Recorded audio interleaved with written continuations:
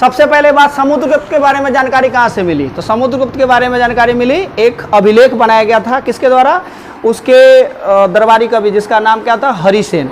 तो समुद्रगुप्त एक राज दरबार चलाता था। कहाँ का राजा था समुद्रगुप्त? मगध का। आवाज है ना, जोर से बोलो। मगध का राजा था। कहाँ का राजा था? हाँ, समुद्रगुप्त मगध का राजा था, है ना। पिता का नाम Chandragupta one, Chandragupta one. Mummy का नाम कुमार देवी, मम्मी का नाम कुमार देवी। अब समुद्रगुप्त के बारे में जो भी जानकारी है एक अभिलेख से पता चलती है, जिसका नाम था प्रयाग प्रशस्ति। क्या नाम था? प्रयाग प्रशस्ति। नाम क्या था? प्रयाग प्रशस्ति। प्रयाग प्रशस्ति अभिलेख को लिखा था उसका दरबारी कवि जिसका नाम था हरिसेन। नाम क्या था? हरिसेन। हरिसेन उसके दरबारी कवि थे, वही लिखते थे। तो पहले का जमाना पेन नहीं चलता था। पहले के जमाना किसका क्या चलता था? पहले के जमाना में बस एक बड़ा सा पत्थर ले लो, छेनी हथौड़ी से काट काट के लिखो कि हाँ मैं समुद्रगुप्त, मेरे पापा का नाम चंद्रगुप्त नंबर 1, मेरी मम्मी का नाम कुमार देवी, मैं ये काम किया, ये लड़ाइयाँ लड़ी। वो सारी जानकारी किस में होती थी? हरिसेन के द्वारा लिखी गई प्रयाग प्रशस्ति अभिलेख में। क्या होगा? प्रयाग प्रशस्ति अभिलेख। तो ये पहली जानकारी हो गई कि all the information about Samudragupta comes from the Prayag प्रशस्ति इंस्क्रिप्शन। यही बात लिखा हुआ है कि समुद्रगुप्त के बारे में सभी जानकारी हमें प्रयाग प्रशस्ति अभिलेख से मिलती है, और इसको लिखा था दरबारी कवि हरिसेन ने। यहाँ तक कोई दिक्कत? चलिए, समुद्रगुप्त चाहता था कि जैसे पूरा इंडिया हमारा हो, क्योंकि उस समय मगध का राजा था और उसका मन था कि पूरा इंडिया किसका हो? मेरा हो। तो भाई पूरा इंडिया पे राज करना बड़ा मुश्किल है, क्योंकि उस समय छोटे छोटे कई सारे राजा थे। तो सब राजाओं को हरा दो तब आप बन जाओगे पूरा राजा पूरे भारत का। तो इसके लिए इसने क्या किया? अभियान चालू किया कि हम पूरे भारत का राजा बनेंगे। तो उसने क्या किया? एक यज्ञ करवाया। क्या कराया? जैसे रामायण काल में यज्ञ हुआ अश्वमेघ यज्ञ, वैसे ही इसने भी एक अश्वमेघ यज्ञ, क्योंकि ये भगवान विष्णु का उपासक था, पूजा पाठ करता था भगवान विष्णु को, हिंदू धर्म का मानता था, हिंदू धर्म को, है ना। तो इसने कौन सा मतलब यज्ञ कराया? अश्वमेघ यज्ञ। कौन सा यज्ञ कराया? अश्वमेघ यज्ञ में रूल होता था कि राजा घोड़ा को छोड़ेगा। कहाँ छोड़ेगा? अपने साम्राज्य से दूर, दूसरे साम्राज्य, तीसरे साम्राज्य, अन्य साम्राज्यों में, और एक घोड़ा छोड़ेगा और घोड़ा के ऊपर, है ना, एक नोटिस डाल देगा। क्या डाल देगा? नोटिस। घोड़ा को छोड़ दिया, जा घोड़ा, और जिस साम्राज्य में घोड़ा जाएगा और उस साम्राज्य का राजा उसे छोड़ देगा, अपने साम्राज्य से गुजरने देगा, तो इसका मतलब है कि वो राजा समुद्रगुप्त की अधीनता स्वीकार कर ली है। और जो राजा उस घोड़ा को रोकेगा, तो इसका मतलब है उसको समुद्रगुप्त से लड़ने का मन है।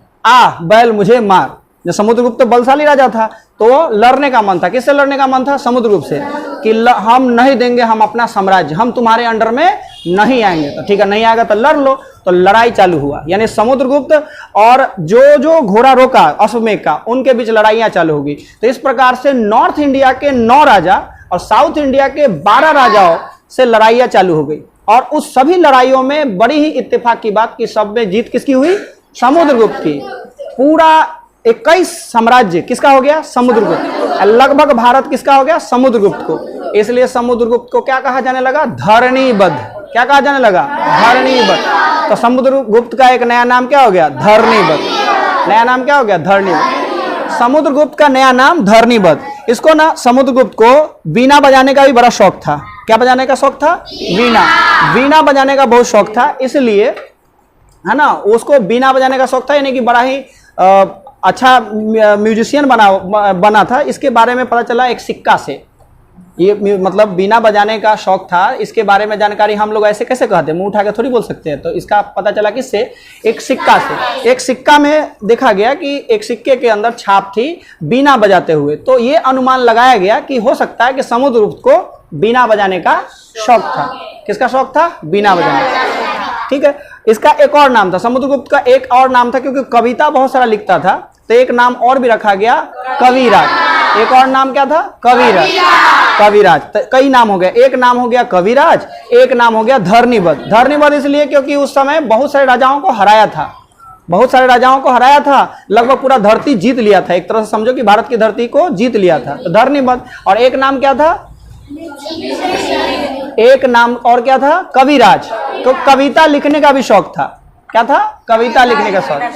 जिस जमाने में ये मैंने कहानी चल रही थी इंडिया में मगध से, वैसा ही कहानी यूरोप में नेपोलियन चला रहा था। जैसे यूरोप में लड़ाइयाँ हो रही थी, जिस प्रकार से नेपोलियन यूरोप की लड़ाइयों को एक तरफ से जीत रहा था, सेम भारत में भारत के अंदर समुद्रगुप्त भी लड़ाइयाँ जीत रहा था, युद्ध को जीत रहा था। तो इससे स्पष्ट हुआ कि ये भारत का नेपोलियन है। तो जो इतिहासकार है, जो लेखनी लिखते हैं इतिहास के बारे में, तो उन्होंने नाम क्या दे दिया? समुद्रगुप्त को भारत का नेपोलियन। यानी जिस प्रकार से नेपोलियन यूरोप में विजयी हो रहा था, युद्ध में जीत रहा था, उसी प्रकार से समुद्रगुप्त भारत के युद्धों को जीत रहा था। इसलिए इसे क्या कहते हैं? क्या कहते हैं? भारत का नेपोलियन। क्या कहते हैं?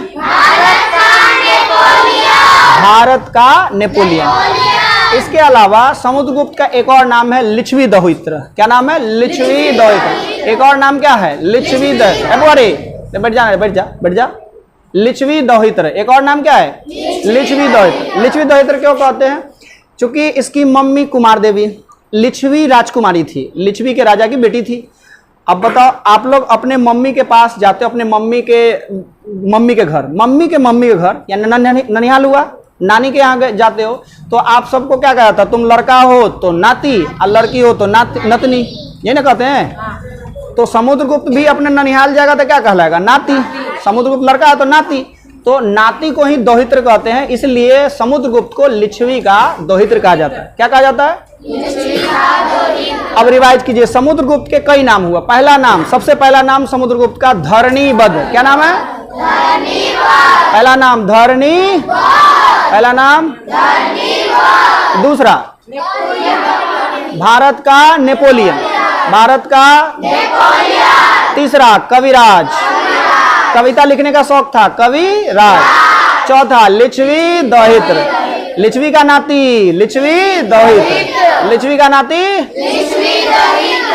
जैसे मेरा भी कहीं ननिहाल है, आप लोग का भी कहीं ना कहीं ननिहाल है, तो ननिहाल में हम लोग अपने रिश्ते से जाने जाते हैं, नाती नतनी के रिश्ते से। इसलिए ये लिच्छवी का दोहित्र यानी कि लिच्छवी का नाती, लिच्छवी का नाती। आई बात समझ में? ग्रैंड सन ऑफ लिच्छवी कहते हैं। क्या कहते हैं? Grand son of. तो सभी लड़ाइयां जीतने के बाद जब समुद्रगुप्त के पास देखा गया, तो समुद्रगुप्त के पास एक बहुत बड़ा साम्राज्य आ चुका था पूरा भारत का, जो लगभग भारत के तीनों एरिया, अगर आप भारत के नक्शे को देखेंगे तो भारत के तीनों एरिया यानी भारत का दक्षिण, भारत का पश्चिम और भारत का पूरब, ये पूरा का पूरा एरिया समुद्री हिस्से से घिरा हुआ है। और वो सभी समुद्र के हिस्से से लगे हुए जितने भी राज्य थे वो सब जीत चुका था। कौन? समुद्रगुप्त। इसलिए कहा जाता है कि समुद्रगुप्त का घोड़ा 3 समुद्र का पानी पीता है। क्या कहा जाता है? समुद्रगुप्त का घोड़ा कितने समुद्र का पानी पिया जाता है? 3 समुद्र का पानी पीता था। मतलब 3 समुद्र से घिरे हुए जितने भी बॉर्डर लाइन से लगे हुए राज्य है, समुद्र के लाइन से जुड़े हुए जितने भी राज्य है, वो सब समुद्रगुप्त का अधीन था, समुद्रगुप्त के अधीन था। यहां तक कोई दिक्कत?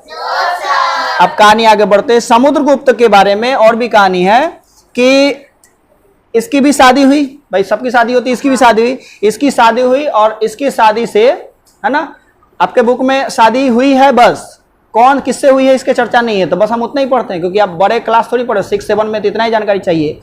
तो इसमें ये लिखा हुआ है कि समुद्रगुप्त का मैरिज हुआ और उससे 2 बेटे हुए। कितने बेटे हुए? 2 बेटे। एक बेटा का नाम था रामगुप्त और दूसरे का बेटा का नाम चंद्रगुप्त। चंद्रगुप्त नंबर 2, क्योंकि पापा का नाम चंद्रगुप्त था, समुद्रगुप्त के पापा का नाम क्या था?